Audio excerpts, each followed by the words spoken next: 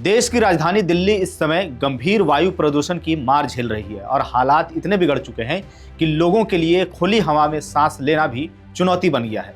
चारों तरफ फैले घने स्मॉग की वजह से विजिबिलिटी बेहद कम हो गई है, जिससे आम जनजीवन के साथ साथ यातायात भी प्रभावित होने लगा है। दिल्ली ही नहीं बल्कि पूरे उत्तर भारत में हवा की गुणवत्ता खतरनाक स्तर तक पहुंच जाने के बाद अब यह समस्या अंतर्राष्ट्रीय चिंता का भी विषय बन गया है।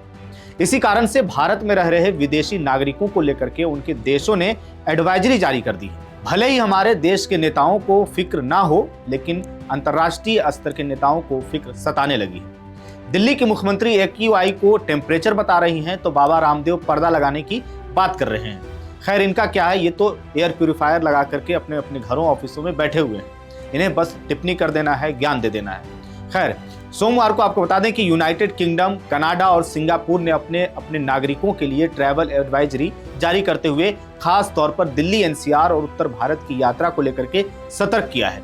इन देशों ने अपने नागरिकों को अनावश्यक रूप से बाहर निकलने से बचने और संभव हो तो घर के अंदर ही रहने की सलाह दे दी है। लगातार बिगड़ती हवा को देखते हुए यह चेतावनी और भी गंभीर मानी जा रही है। बता दें कि सिंगापुर हाई कमीशन ने दिल्ली में प्रदूषण को नियंत्रित करने के लिए ग्रैप यानी कि ग्रेडेड रिस्पांस एक्शन प्लान के स्टेज 4 लागू होने का हवाला दिया है। हाई कमीशन ने कहा है कि दिल्ली, NCR में रह रहे या यहां आने की योजना बना रहे सिंगापुर के नागरिक बेहद सावधानी बरतें।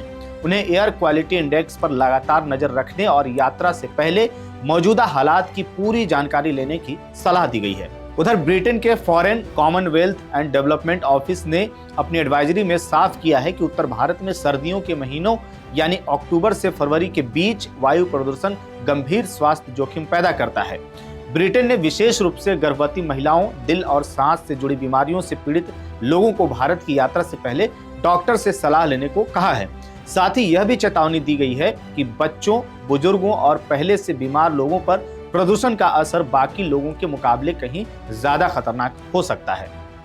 वहीं आपको बता दें कि कनाडा सरकार ने भी इसी तरह की ट्रैवल एडवाइजरी जारी करते हुए अपने नागरिकों से नियमित रूप से हवा की गुणवत्ता पर नजर रखने की अपील की है। कनाडा की चेतावनी में बताया गया है कि दिल्ली जैसे बड़े शहरों में सर्दियों के दौरान स्मॉग और धुएं की समस्या सबसे ज्यादा गंभीर होती है। वहीं ग्रामीण इलाकों में पराली जलाने के कारण भी प्रदूषण तेजी से बढ़ता है। सांस संबंधी दिक्कतों से जूझ रहे लोगों को विशेष सावधानी बरतने की सलाह दी गई है। आपको बता दें कि यह अंतर्राष्ट्रीय चेतावनियां ऐसे वक्त में सामने आई है जब दिल्ली की हवा गंभीर स्थिति से और बिगड़ करके खतरनाक श्रेणी में पहुंच चुकी है। घने स्मॉग के कारण विजिबिलिटी में भी भारी गिरावट दर्ज की गई है, जिसका सीधा असर हवाई यातायात पर भी पड़ा है। बीते दिन आपको बता दें कि दिल्ली एयरपोर्ट से तकरीबन 200 से ज्यादा उड़ानें या तो रद्द करनी पड़ी हैं या उनके रास्ते बदलने पड़े हैं।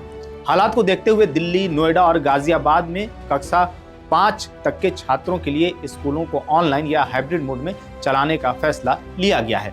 वहीं प्रदूषण पर नियंत्रण पाने के लिए प्रशासन ने ग्रैप 4 को सख्ती से लागू कर दिया है। इसके तहत निर्माण और तोड़-फोड़ से जुड़े ज्यादातर कामों पर पूरी तरह से रोक लगा दी गई है, जबकि सरकारी और निजी दफ्तरों को 50% क्षमता के साथ काम करने के निर्देश दिए गए हैं।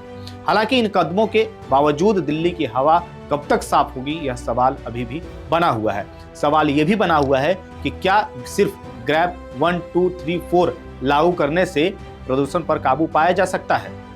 इस पूरे खबर को लेकर के आपकी क्या राय है, कमेंट बॉक्स में जरूर बताइएगा। मेरा नाम है जानिसार खान, आप देख रहे हैं द हिंदी टॉप। वीडियो अच्छी लगे तो चैनल को सब्सक्राइब करिएगा और हमें इंस्टा, फेसबुक और एक्स पर भी फॉलो कीजिएगा।